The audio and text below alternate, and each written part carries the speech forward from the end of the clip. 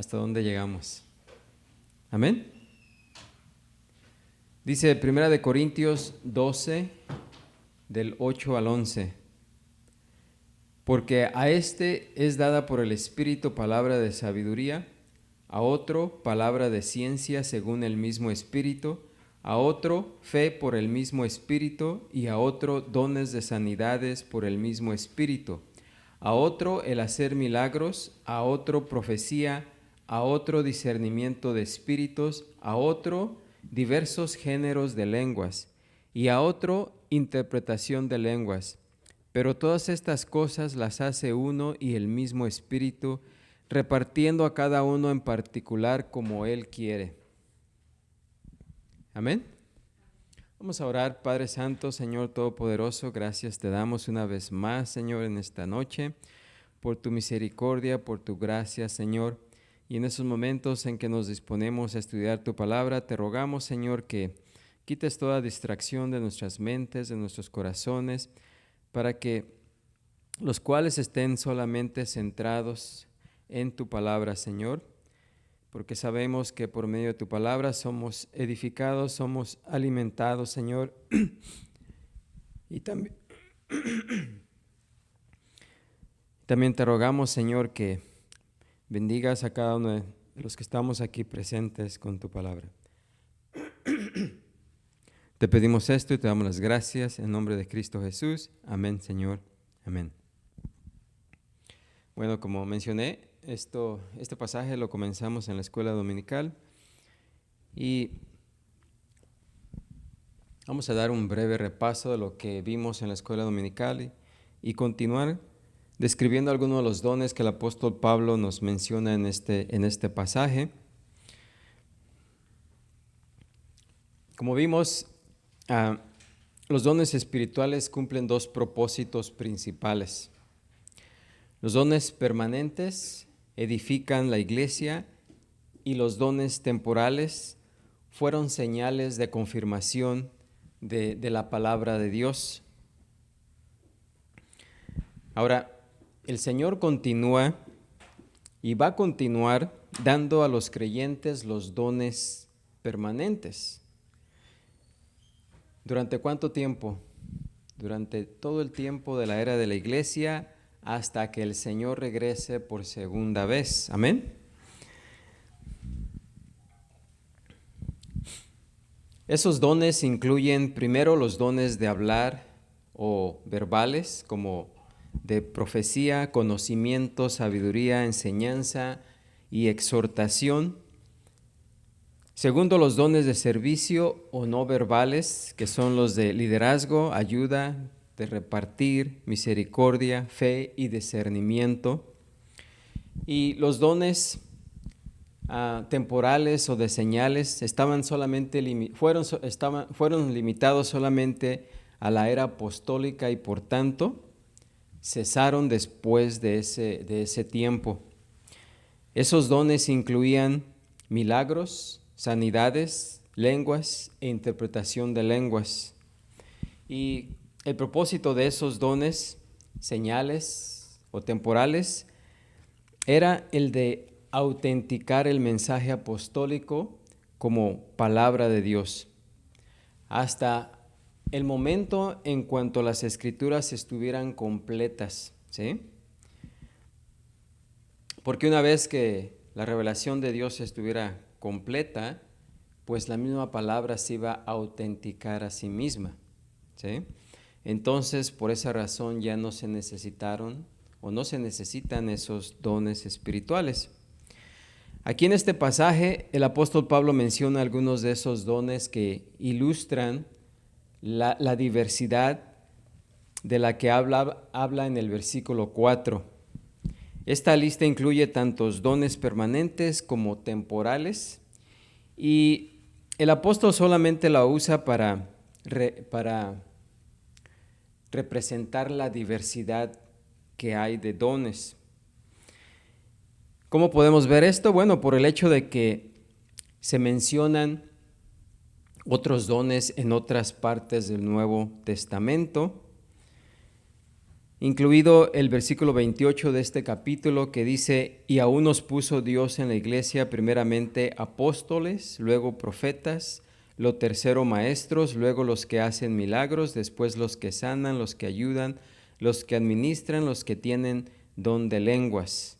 También en Romanos 12, 6 al 8, podemos ver que dice, de manera que teniendo diferentes dones según la gracia que nos es dada, si el de profecía, úsese conforme a la medida de la fe, o si de servicio en servir, o el que enseña en la enseñanza, el que exhorta en la exhortación, el que reparte con liberalidad,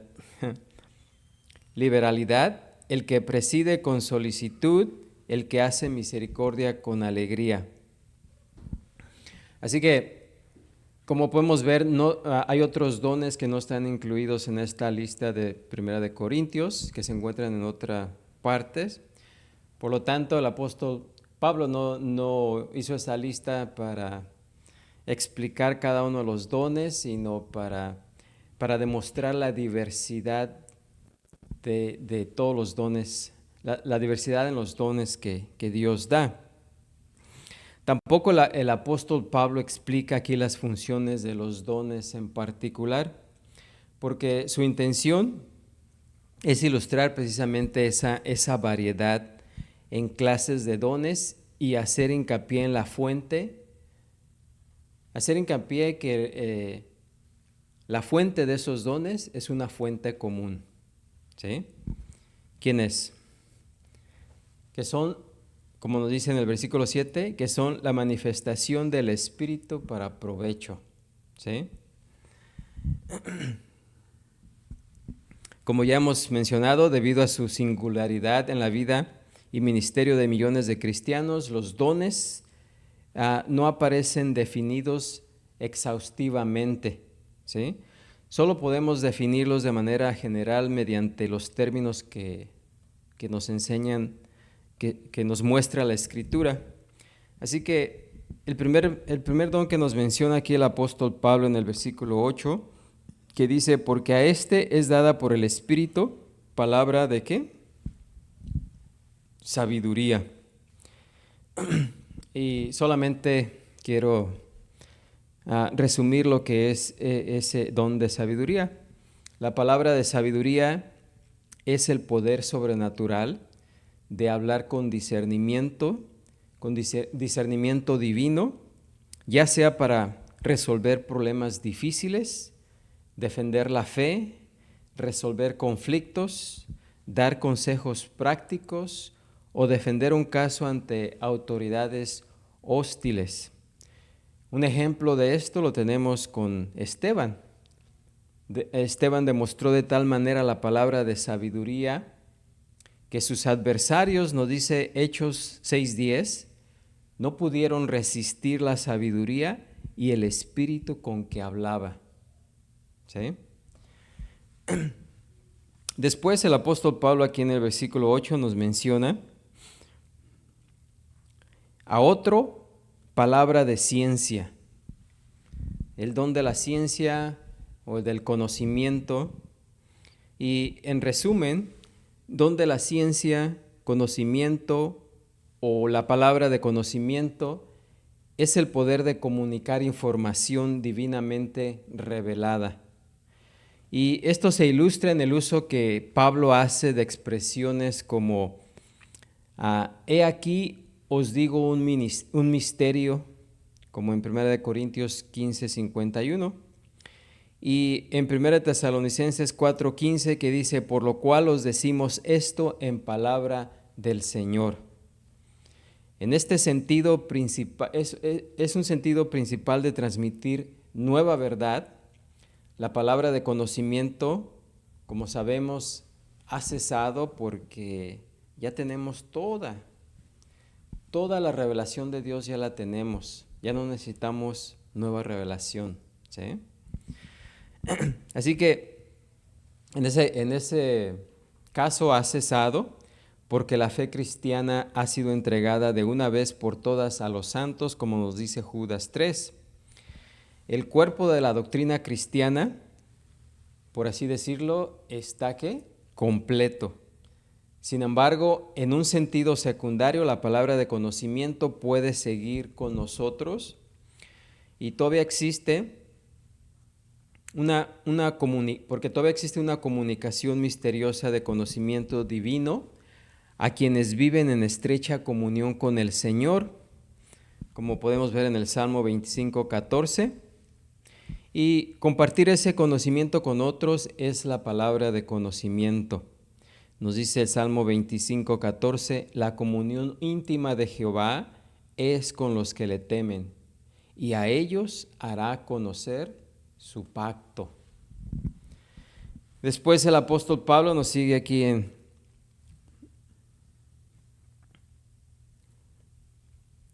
el versículo 9, dice, a otro fe por el mismo Espíritu. Así que el don de fe, ¿qué significa el don de fe? Bueno, pues en resumen, como ya vimos, el don de la fe es la capacidad divina de superar montañas de dificultades al seguir la voluntad de Dios, ¿sí? Y de realizar grandes obras para Dios en respuesta a algún mandato o promesa divina, ya sea en su palabra o comunicada en privado. Son las personas que dicen esto va a suceder y no se rinden porque se apegan, ¿verdad?, a esa promesa hasta que se cumple, ¿sí? Así que esas son las personas, los hermanos, hermanas que tienen ese don de fe. Y el apóstol aquí nos sigue mencionando, después del don de fe, en el versículo 9, y a otros dones de sanidades por el mismo Espíritu. Es muy interesante notar aquí que dones aparece en plural, apoyando lo que hemos dicho en el capítulo, en el versículo 29, esto es que Pablo está hablando de categorías de dones en los que hay una gran diversidad. Los dones de sanidades fueron los primeros dones señales que Pablo menciona en este pasaje. Y puesto que todos estos dones estaban funcionando cuando Pablo escribió esta carta a los Corintios, recuerden que la carta a los Corintios fue una de las primeras cartas que fue escritas del Nuevo Testamento, inclusive antes de los Evangelios. Así que en ese entonces los dones de sanidades estaban activos.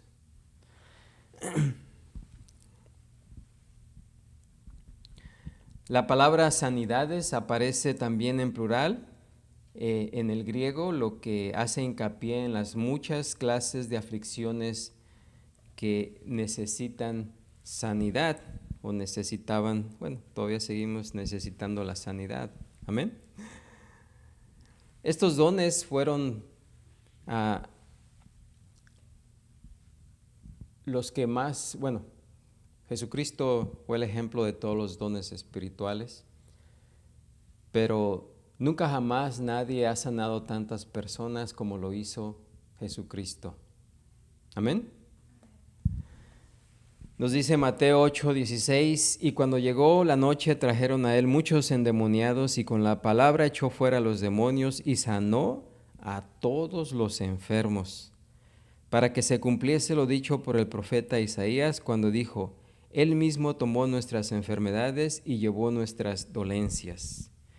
Ese don demostraba que Él era el Mesías, porque había sido anunciado por Isaías. Así que nadie más que Jesús utilizó ese don para sanar a muchísima gente. Amén. También los apóstoles, Mateo 10:1 dice, entonces llamando a sus 12 discípulos, les dio autoridad sobre los espíritus inmundos para que los echasen fuera y para sanar toda enfermedad y toda dolencia. Cuando Jesús mandó a los 70, también allá en Lucas 10:1 dice, después de estas cosas designó el Señor también a otros 70, a quienes envió de 2 en 2 delante de él a toda ciudad y lugar donde él había de ir. También algunos asociados de los apóstoles como Felipe, como nos cuenta ahí en Hechos 8:5, dice, entonces Felipe, descendiendo a la ciudad de Samaria, les predicaba a Cristo y la gente unánime escuchaba atentamente las cosas que decía Felipe, oyendo y viendo las señales que hacía, porque de muchos que tenían espíritus inmundos, salían estos dando grandes voces y muchos paralíticos y cojos eran sanados. Ahora, ese fue un don temporal, el de sanidades, pero eso no significa que Dios no sane hoy en día, ¿sí? Porque Dios sigue obrando milagros, pero no de la manera que lo hizo anteriormente. Así que podemos decir que hoy no hay personas, no hay hermanos que tengan el don de sanidad. Amén. Pero Dios sigue sanando. Cuando oramos, cuando pedimos al Señor, y si es la voluntad del Señor, pues Él sigue sanando hasta el día de hoy. Así que estos dones fueron dones señales, fueron temporales, dados a la iglesia para autenticar el mensaje apostólico como palabra de Dios. La Gran Comisión no incluye un llamamiento para sanar cuerpos, para sanar personas, sino solo el llamamiento a sanar almas por medio de la predicación del Evangelio, ¿sí? No es que Dios dejara de interesarse en la salud y el bienestar físico del hombre, o que la iglesia no debiera tener esa preocupación, porque pues como conocemos tenemos el trabajo de los médicos, que ha sido por mucho tiempo una parte bendita de Dios. La mayoría de los hospitales en la antigüedad, ¿por quién creen que fueron fundados? Por hermanos, ¿sí? Que se preocupaban por la salud de las personas, ¿sí? Pero la obra sanadora de Dios, ya sea por medio de la medicina o milagros, ya no es una señal auténtica, y Él ya no dota a su iglesia con tales dones. Ya no necesitamos tener ese don para autenticar la palabra de Dios, porque ahora la misma palabra de Dios se autentica por sí misma. Ya la tenemos escrita, podemos escuchar cuando alguien predica y comparar lo que la persona está predicando con lo que dice la palabra de Dios. Como los nobles de Berea, cuando el apóstol Pablo fue a ese lugar, hicieron precisamente eso, ¿sí? Para ver si lo que decía Pablo venía realmente de Dios. Y también podemos ver varias ocasiones en las cuales inclusive el apóstol Pablo no sanó a algunos de los hermanos y no se sanó a sí mismo, ¿sí? Porque inclusive en el tiempo del apóstol Pablo ese don fue cesando poco a poco. Como nos dice en Filipenses 2:27, dice, pues de Epafrodito, un amigo y compañero de Pablo que se puso enfermo y que habría muerto de no ser por la intervención de Dios. Nos dice en Filipenses 2:27, pues en verdad estuvo enfermo, a punto de morir, pero Dios tuvo misericordia de él, y no solamente de él, sino también de mí, para que no tuviese tristeza sobre tristeza. Así que aquí en esta ocasión Dios sanó milagrosamente a Epafrodito, pero si el apóstol Pablo hubiera ejercido ampliamente su don de sanidades, pues no hubiera tenido necesidad de rogar de forma especial a Dios. Cuando Timoteo, otro colaborador, tuvo problemas de estómago y otras dolencias, Pablo no lo sanó, sino que le aconsejó que tomara un poco de vino, allá en 1 Timoteo 5:23, A Trófimo, otro colaborador de Pablo, lo dejó en Mileto, dice, enfermo, allá en 2 de Timoteo 4:20, porque Pablo no ejerció su don de sanidades, excepto en casos necesarios para confirmar el poder del Evangelio. ¿Sí? Como estos eran hermanos, ahí él ya no necesitaba usar el don de sanidad para confirmar que él venía de Dios. Amén. Pero en el caso que él estuviese predicando a personas que no eran hermanos, que no habían escuchado el Evangelio, en ese caso es cuando él usó su don de sanidades. Amén.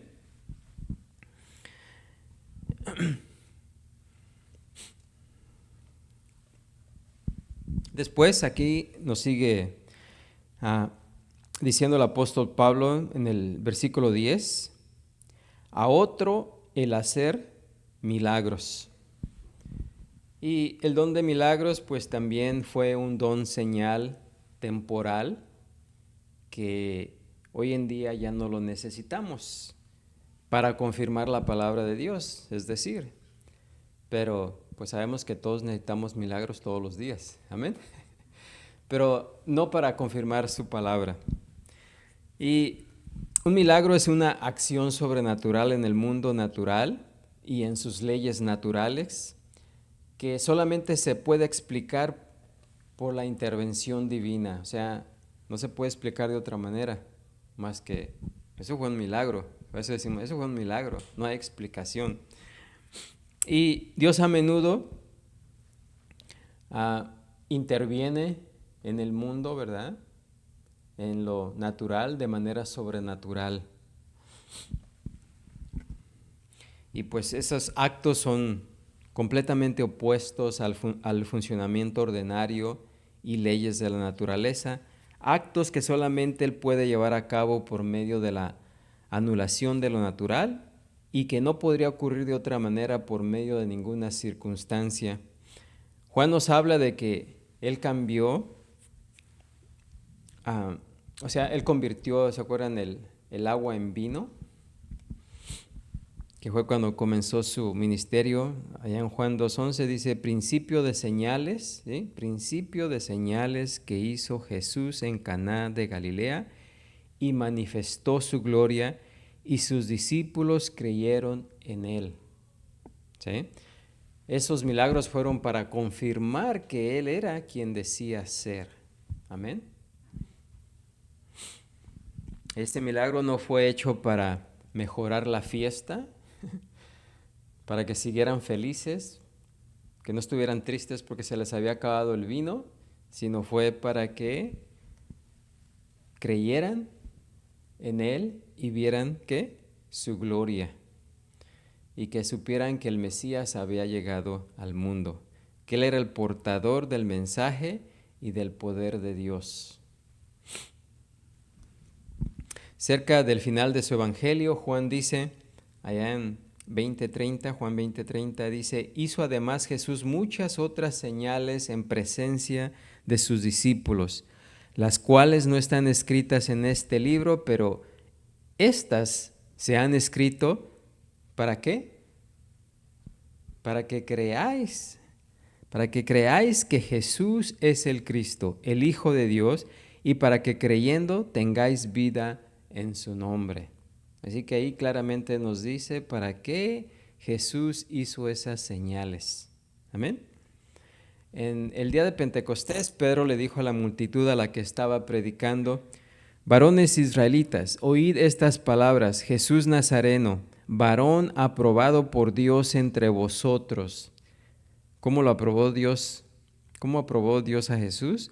Dice, con las maravillas, prodigios y señales que Dios hizo entre vosotros por medio de Él, como vosotros mismos sabéis. Así que Jesús realizó milagros y sanó a los enfermos solamente durante los 3 años de su ministerio.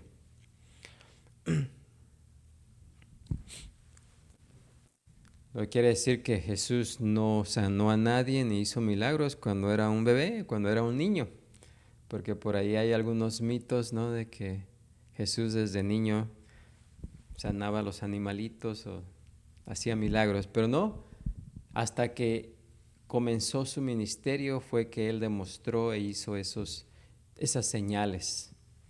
Amén.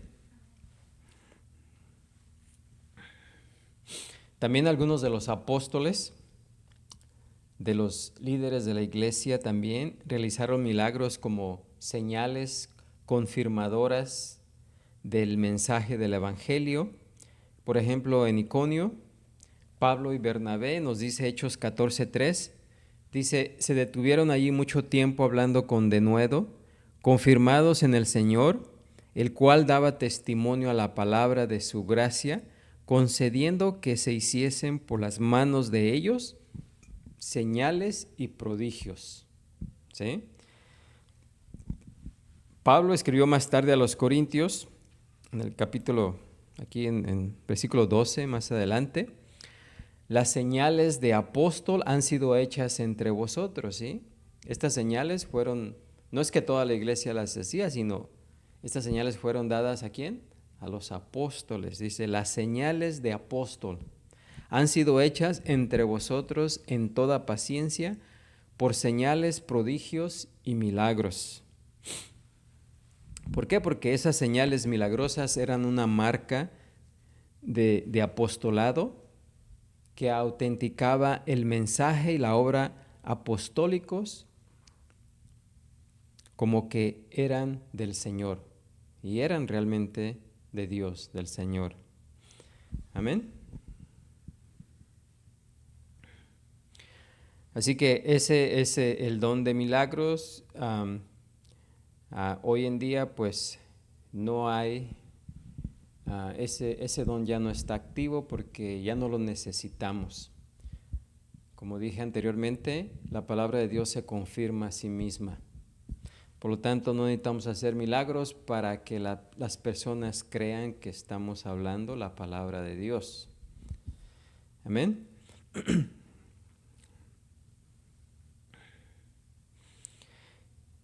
Y luego por aquí nos sigue el apóstol Pablo, versículo 10.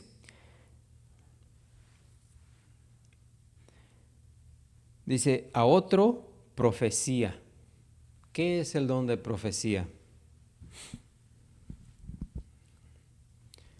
Dios le ha dado a algunos hermanos el don de profecía y ha habido por mucho tiempo una diferencia de interpretación entre los evangélicos en cuanto a si el don de profecía es un don continuo o permanente, o como los de las sanidades y milagros que pues cesaron durante la era apostólica. Algunos dicen que también el don de profecía ha cesado, pero el don de profecía no ha cesado. Amén. Los que dicen que ha cesado, ¿verdad? El razonamiento principal, dicen que fue un don señal, que fue un don revelador y por tanto cesó cuando terminó la revelación. Y lo basan en 1 Corintios 13:8, dice, el amor nunca deja de ser, pero las profecías se acabarán y cesarán las lenguas y la ciencia acabará. Y algunos se basan en ese versículo para decir que el don de profecía ha cesado. Pero, como hemos estado viendo, el don de lenguas no cae en la misma categoría del don de profecía, aunque aquí los vemos juntos. La profecía y la ciencia no permanecen tampoco en la misma categoría que las lenguas, y la mención de todos ellos aquí en el versículo 13:8, no prueba que son del mismo tipo, como tampoco la mención de los varios dones en los versículos del 8 al 10 demuestra que todos ellos son del mismo tipo.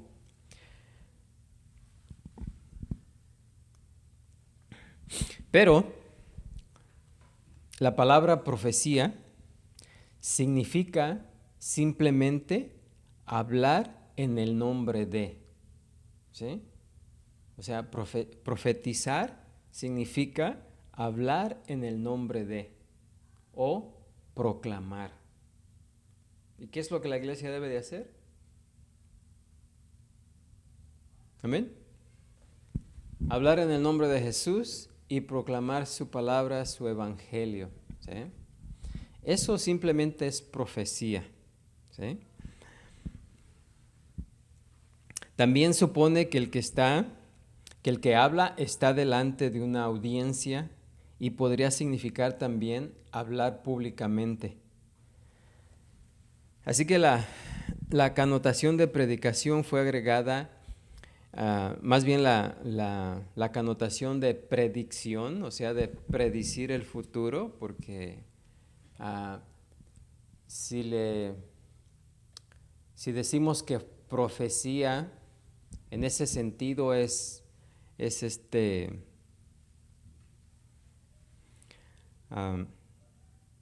predecir el futuro, pues sabemos que el futuro solamente lo conoce Dios. Amén. Pero como ya toda la profecía, toda la palabra de Dios, toda la revelación nos ha sido dada, ya no necesitamos nosotros predecir el futuro. ¿O sí? No, porque ya está escrito lo que va a acontecer en el futuro. Por lo tanto, no necesitamos tener digamos, usar la profecía en ese sentido. Inclusive los profetas del Antiguo Testamento, su trabajo principal no era predecir el futuro, sino también proclamar la palabra de Dios que habían recibido por revelación, ¿sí? Hablar ante el público y decir lo que habían recibido de Dios, ¿sí?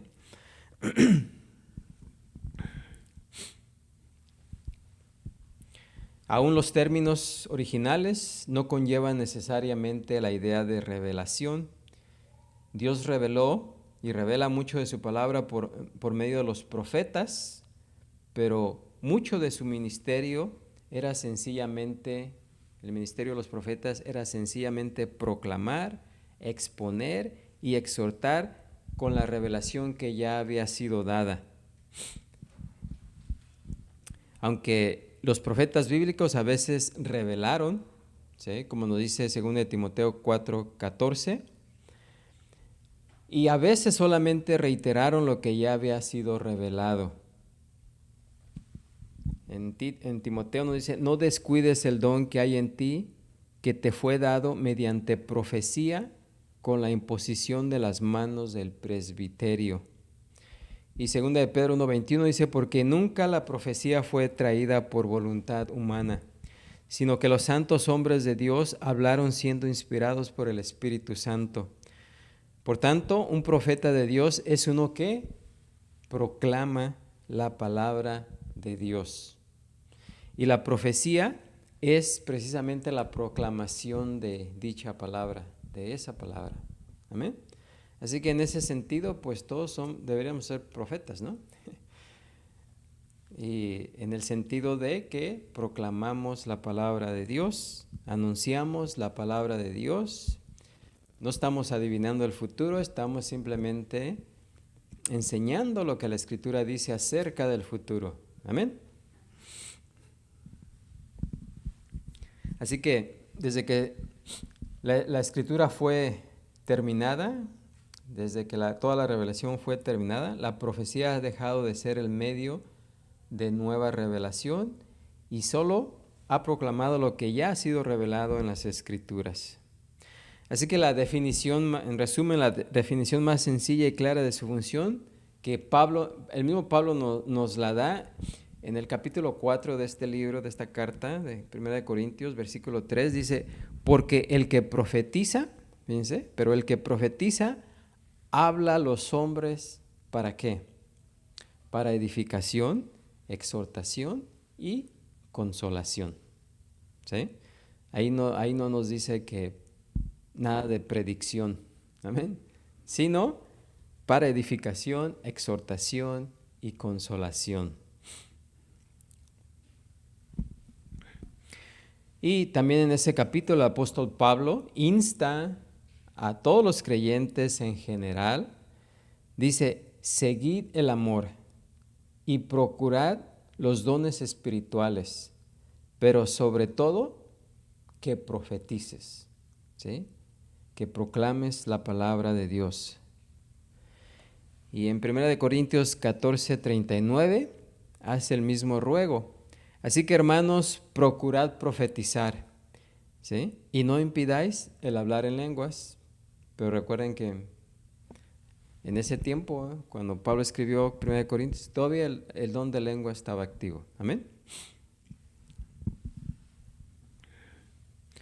Ahora, aquí cuando el apóstol Pablo menciona, ¿verdad?, que procuremos profetizar, él nos está sugiriendo que cada hermano busque tener personalmente el don de proclamación, ¿verdad?, o de profetizar, pero que todos los creyentes colectivamente debemos de desear tener ese don para ministrar, ¿qué?, a otros.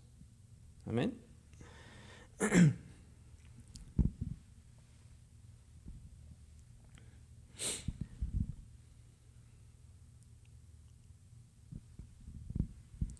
En Romanos 12 también nos dice Pablo, de manera que teniendo diferentes dones, seguid la gracia que nos es dada. Si el de profecía, úsese conforme a la medida de la fe. ¿Sí?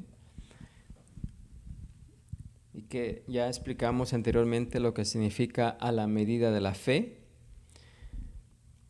Y se refiere a la correcta relación de o acuerdo con.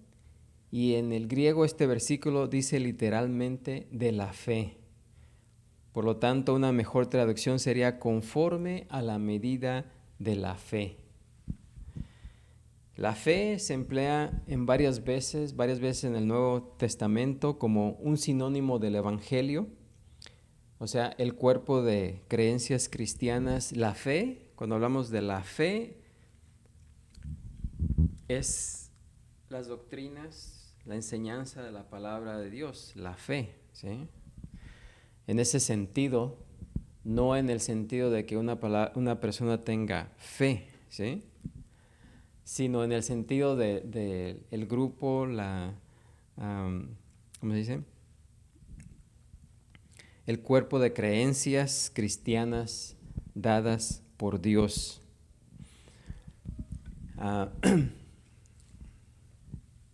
Hechos 6:7 dice, y crecía la palabra del Señor, y el número de los discípulos se multiplicaba grandemente en Jerusalén. También muchos de los sacerdotes obedecían, dice, obedecían a la fe, ¿sí? O sea, que obedecían a la palabra, ¿sí? Así que el fe es el conjunto de doctrinas, enseñanzas en la Biblia, ¿verdad? Así que los sacerdotes obedecían a esa enseñanza, a lo que estaba en las Escrituras. Dice Judas 3, amados, por la gran solicitud que tenía de escribiros acerca de nuestra común salvación, me ha sido necesario escribiros exhortándoos que contendáis ardientemente por la fe, que ha sido una vez dada a los santos. Aquí también Judas habla de esa fe, o sea, del conjunto de creencias. Y en el versículo 20 también dice, pero vosotros, amados, edificados sobre vuestra santísima fe, ¿sí?, orando en el Espíritu Santo. Así que los creyentes que tienen hoy el don de profecía están habilitados para proclamar, no según su fe, ¿sí?, su fe personal, sino conforme a la fe revelada por Dios, o sea, la palabra de Dios. Y el propósito primario de la profecía lo encontramos en Apocalipsis 19:10. Dice, el testimonio de Jesús es el espíritu de la profecía. O sea, la Biblia es el testimonio ¿de quién? De Jesús, ¿sí? Así que la profecía nunca puede también apartarse de la palabra de Dios escrita, como Pablo nos indica claramente cuando nos dice allá en 1 Corintios 14:37, si alguno se cree profeta o espiritual, reconozca que lo que os escribo son mandamientos del Señor. Así que el don de profecía es la capacitación especial del Espíritu para que un creyente testifique de Jesús. Dice, no menospreciéis las profecías, dijo Pablo en 1 Tesalonicenses 5:20. Y como sabemos, al parecer, los corintios sí que las habían menospreciado y llegaron incluso a reemplazarla con expresiones de éxtasis, como vamos a ver en el capítulo 14 más adelante. Y esta noche voy a terminar con el don de discernimiento. ¿Qué es el don de discernimiento? El apóstol Pablo nos dice aquí en el versículo 10, a otro discernimiento de espíritus. Este don es un don importante para la protección de la iglesia, que es el discernimiento de espíritus. Y el sentido básico de discernimiento tiene que ver con separar para examen y juicio, con el fin de determinar lo que es genuino y lo que es ¿qué? Falso. ¿Y saben qué? Hoy en día la iglesia sufre de ese sentido de discernimiento. Amén. Porque muchos creyentes se creen de muchas cosas. O sea, no emplean ese sentido de discernimiento para hacer a un lado lo que es falso de lo que es la verdad. ¿Sí? Satanás es el gran mentiroso y padre de la mentira, como nos dice Juan 8:44, y desde la caída, él y sus demonios han falsificado el mensaje de Dios y la obra de Dios. Así que todos como creyentes deberíamos juzgar cuidadosamente lo que escuchamos y leemos. Primera de Juan 4:1 nos dice que no debemos creer a todo espíritu, sino que nos dice, probad los espíritus para ver si son de Dios o no. Amén. Que es precisamente lo que los nobles de Berea hicieron cuando escucharon por primera vez el evangelio predicado por Pablo, allá en Hechos 17:11.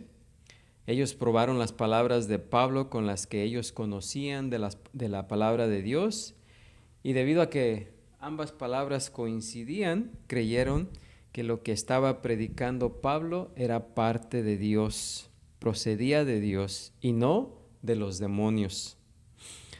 Y eso es precisamente lo que cada creyente debe hacer con todo mensaje que se afirma procede de Dios. O sea, no con el hecho de que alguien diga, esta es palabra de Dios, ya vamos a creer todo lo que esa persona diga. ¿Amén? No. Los que han recibido el don de Dios, recibido de Dios el don de discernimiento, tienen la habilidad especial para reconocer espíritus que mienten, y este don es el guardián del espíritu. Algunas ideas que muchas veces se pasan como bíblicas y que superficialmente parecen en realidad bíblicas, muchas veces son falsificaciones muy inteligentes que tienen el propósito de engañar a muchos creyentes. Los que tienen el don de discernimiento son los inspectores del espíritu, son sus expertos en falsificaciones, a los que el espíritu da visión y entendimiento. Este don fue especialmente valioso cuando nació la iglesia, antes de que el Nuevo Testamento o toda la revelación estuviera disponible ampliamente. ¿Sí? Los que tenían el don de discernimiento del Espíritu Santo eran los protectores de la iglesia cuando inició. Y también este don es muy valioso cuando la iglesia y el evangelio son considerados aceptables en la sociedad, ¿sí? Porque cuando el cristianismo es perseguido, miren, los falsos no se agregan a la iglesia. Pero cuando inclusive el ser cristiano le da a la gente alguna clase de elevación, pues todos quieren ser cristianos. ¿Sí o no? O sea, todos se consideran cristianos. Pero cuando la iglesia es perseguida, pues nadie, ¿sí? Entonces sí se conoce quiénes son en realidad los verdaderos creyentes. Así que cuando el evangelio es aceptado completamente en ciertos lugares, es donde más existe ese peligro. Porque en esos casos, pues toda clase de maestros, predicadores, escritores y consejeros afirman ser evangélicos y bíblicos. Aunque cualquier persona que piensa se da cuenta de que todas las ideas no pueden ser bíblicas, simplemente porque muchas de ellas son contradictorias entre sí, no es siempre fácil conocer cuáles son verdaderas y cuáles no. La mayoría de ellas son una mezcla. Recuerden que Satanás siempre mezcla la verdad con la mentira. Satanás no dice puras mentiras. ¿Ok? Porque si Satanás enseñara puras mentiras, pues sería fácil de descubrirlas, ¿no? Pero lo difícil es cuando él mezcla la verdad con la mentira, y ahí es donde da un poquito más difícil de separarlas. También es triste, pero muchos maestros que básicamente son bíblicos, a veces sin mucho discernimiento, toman ideas de la psicología, filosofía o del pensamiento popular que parecen bíblicas, pero no lo son. Así que el ministerio de los que tienen el don de discernimiento es precisamente ayudar a separar el trigo de la cizaña. Y en Corintios sucedía que los creyentes que tenían ese don no lo estaban usando o los estaban completamente ignorando. ¿Sí? ¿Por qué? Porque si los que tenían ese don lo hubieran puesto, quizás lo ponían en práctica, pero o sea, puede ser que no lo estaban poniendo en práctica, o que los que escuchaban lo ignoraban, ¿verdad? Porque si no hubiera pasado eso, Pablo no hubiera tenido que escribir esta carta, ¿sí? Y todos esos errores que ellos tuvieron, pues no se hubieran dado, ¿sí? Porque el don de discernimiento, junto con la profecía que el apóstol insta a los corintios a que lo usen en relación con el uso de la interpretación de lenguas, los que tienen discernimiento están para juzgar aún a los que profetizan. Nos dice 1 Corintios 14:29, asimismo los profetas hablen 2 o 3, y los demás ¿qué? Juzguen. ¿Sí? Juzguen. El don de discernimiento es valioso para que la iglesia ayude a los cristianos a resolver sus pleitos entre ellos en vez de acudir a los tribunales. Y como vemos o vimos aquí en esta carta de 1 Corintios, los corintios también tenían ese problema porque se estaban demandando unos a otros, llevando los casos a la corte.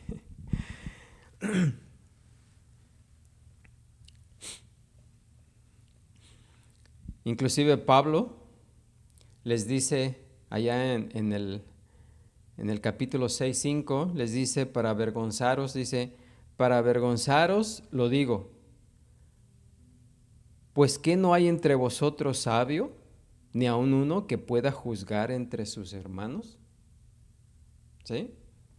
Así que ese don de discernimiento también era necesario para resolver conflictos. Aún la alabanza del Evangelio puede ser engañosa y nos puede engañar, podemos equivocarnos, ¿no? Por ejemplo, cuando Pablo y Silas comenzaron a ministrar en Filipos, Lucas nos dice allá en Hechos 16:16, dice, nos salió al encuentro una muchacha que tenía espíritu de adivinación, la cual daba gran ganancia a sus amos adivinando. Esta, siguiendo a Pablo y a nosotros, daba voces diciendo, estos hombres son siervos del Dios Altísimo, quienes os anuncian el camino de salvación. Miren, esta joven estaba diciendo ahí la verdad. Ahora, si alguien de nosotros que no tuviera el don de discernimiento en ese entonces hubiera escuchado a esta muchacha decir eso, ¿qué habríamos hecho? Creerle, ¿sí? Porque en realidad estaba diciendo la verdad. Pero aunque estaba diciendo la verdad, el apóstol Pablo se dio cuenta, ¿sí?, por ese don de discernimiento, que aunque estaba diciendo la verdad, tenía un propósito para engañar, ¿sí? Porque lo que esta joven estaba diciendo no solo era cierto, sino que parecía favorable al Evangelio y a los que lo proclamaban, ¿sí? Pero el propósito y motivación de lo que ella estaba haciendo, pues era lo opuesto. Los demonios que la controlaban, lo que querían era atraer a las personas y ganar su atención y entonces ridiculizar o debilitar la palabra de Dios y la obra de sus ministros, ¿sí? Sin tener ese don de discernimiento, pues no nos daríamos cuenta de esas intenciones oscuras que tenían los demonios al usar a esta muchacha, ¿verdad? Pero Pablo se dio cuenta, ¿sí? Él sabía que ella era un instrumento demoníaco solo porque el Espíritu Santo descubrió el espíritu falso que la controlaba. Así que la enseñanza falsa puede ser juzgada comparándola con las Escrituras, pero los espíritus falsos solo pueden ser juzgados por el don de discernimiento del verdadero Espíritu. Podemos decir que ese don es el don de los dones del Espíritu porque Dios lo usa para revelar a su iglesia si una cierta manifestación de los otros dones proceden de Él o no. Porque en algunas partes, en algunas congregaciones también, muchos de esos dones son imitados, ¿sí? Y la imitación de los dones también es demoníaca. Mucho de ello es sencillamente la obra carnal de cristianos carnales que tratan de servir al Señor mediante sus propios recursos y para su propio beneficio y su propia gloria. Amén. Así que resumiendo, podemos decir que el don de discernimiento lo da Dios para decir si los otros dones son del Espíritu Santo, si son meramente imitaciones naturales o si son falsificaciones demoníacas. Y pues yo creo que Dios todavía habilita a algunos de sus siervos para desenmascarar a los profetas falsos y a los hipócritas carnales. Él les da la perspicacia para exponer las imitaciones y engaños que la mayoría de los cristianos tomarían como genuinos. Pero hay que tener cuidado porque ese don de discernimiento puede fácilmente degenerar en un espíritu crítico, orgulloso y satisfecho de sí mismo. Puede ser sentencioso en vez de correctivo cuando es imitado por la carne, pero si se usa debidamente es una gran protección para el pueblo de Dios. Así que recuerden que ya con eso termino. Hasta ahí nos vamos a detener. Pero, como nos dice Pablo, si alguien tiene el don de profecía, pues profetice. ¿Sí? Y lo principal aquí es de que Dios nos ha dado un don a todos. Y tenemos que ponerlo a trabajar. Tenemos que ponerlo en práctica para el beneficio de los demás. Amén. Sin importar cuál sea. Y no busquemos querer tener aquel don o este don, sino utilizar el que Dios nos ha dado. Amén. Descubrirlo y utilizarlo como es la voluntad de Dios. Amén. Así que con eso terminamos. Vamos a ponernos de pie y ser despedidos en esta noche orando. Padre Santo, Señor Todopoderoso, gracias te damos, Señor, por tu palabra, la cual nos alimenta, nos edifica.